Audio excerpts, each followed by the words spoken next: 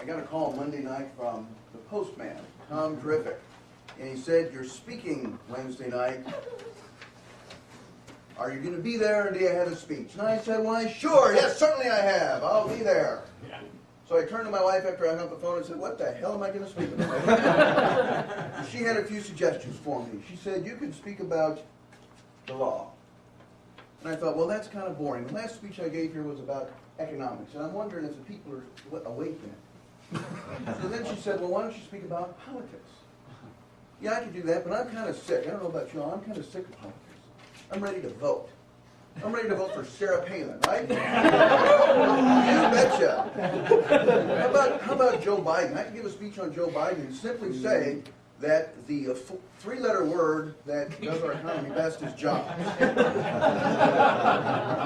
Or I could give a short speech about Barack the Messiah Obama. It would be called socialism. Or I could talk about John McCain. You know, he's my friend, yet I've never met him.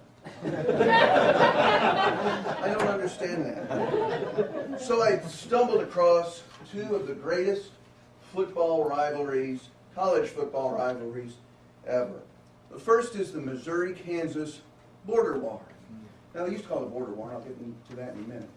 But the University of Missouri and Kansas have played a football game since 1891, every year except 1918, when some epidemic caused the game to be canceled. They called it the rivalry war until recently. Now they call it the border showdown, because in 2004, the athletic director of the Kansas College or University of Kansas decided that that would be perhaps politically incorrect. It would offend people if we called it a war. So let's call it a border showdown. So now we call it a border showdown. Well, my friends, I actually think it's a war. And the war has a couple of interesting elements to it. Kansas coach Don Fambro. You guys remember him, don't you? Anyway, he was sick and dying, apparently, and needed medical treatment that he could only get in Kansas City, Missouri. He refused medical treatment because he refused to travel to Missouri and get treatment there. I'd rather die than go get treated in Missouri. He did. Proving the academic excellence of that university. Norm Stewart, we all remember him. He's the legendary basketball coach for the University of Missouri. Would not let his players eat in Kansas, in Lawrence, when they played a game there. He would stop the bus in Kansas City, Missouri, spend the night in Kansas City, Missouri, fill up the tank in Kansas City, Missouri, so he didn't contribute a dime to the economy in Lawrence, Kansas. God bless him. The war didn't start in 1891, by the way. It started before that. It started in 1863, when a man by the name of William Quantrill decided to take his Missouri bushwhackers, no relation to the current president, over to Kansas and fight the Kansas Jayhawkers. The bushwhackers burned the city of Lawrence. True story. Fortunately or unfortunately, depending on your perspective, they didn't burn it all. And from the ashes sprung a college that they now call the University of Kansas. The other rivalry that I stumbled across was the Notre Dame-Michigan rivalry. And the great thing about that rivalry is it pits the two winningest football programs in the country. Michigan has the highest percentage of victories and the most victories of any team. Second, Notre Dame.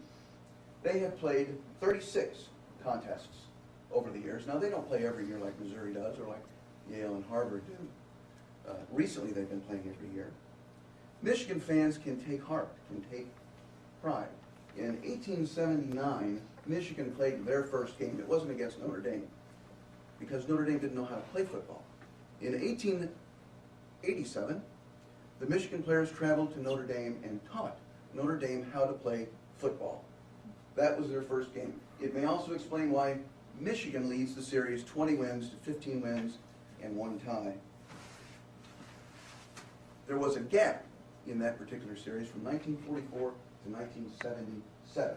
They didn't play again until 1978, but as we all know now, almost every year we look forward to the Michigan-Notre Dame game.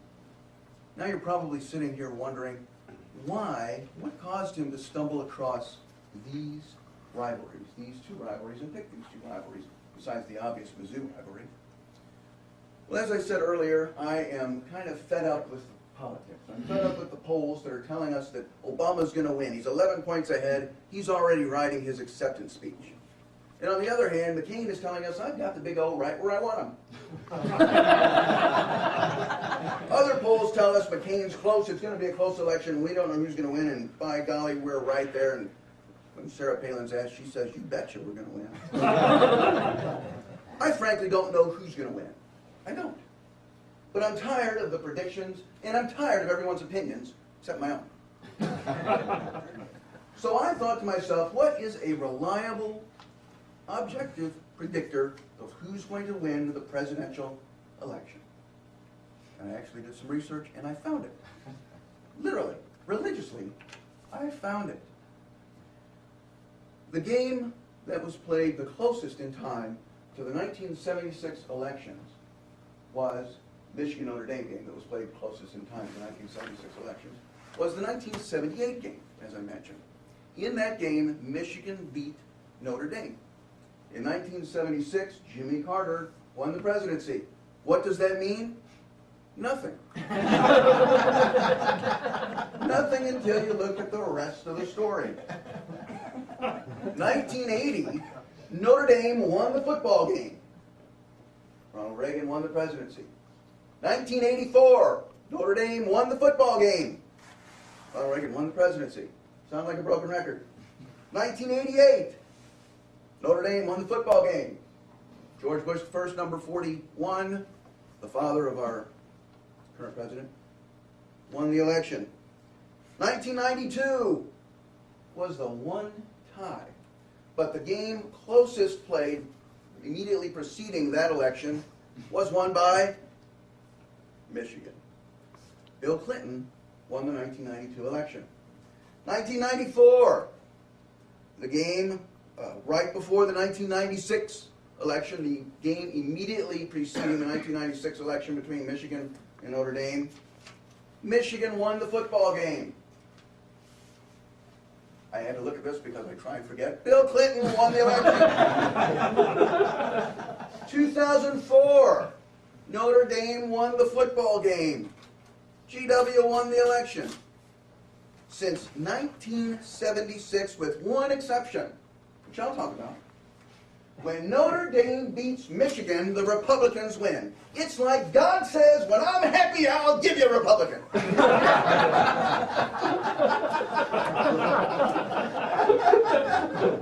So what happened in 2000? Well, the game immediately preceding the 2000 game, Michigan won the game. It was a very close election, ladies and gentlemen, my friends. In fact, it was so close, some people, one of them named Al, thinks he actually won the game, or won the election. In fact, maybe God thought so too. So to rectify this problem, because we know the Republican actually won the election in 2000, I looked at the other rivalry, Missouri-Kansas. Did you know that since 1960, the outcome of the Missouri-Kansas game has accurately predicted the winner of the presidential election 60% of the time? It's more than 50, and it's higher than either one of these loony burns are going to get in the election this year, right? So in any event, when Kansas beats Missouri, the Republican is more likely to win the election. So let's look what happened in 2000. Obviously, they played a game in 2000, and Kansas won 38-17, and the Republican won.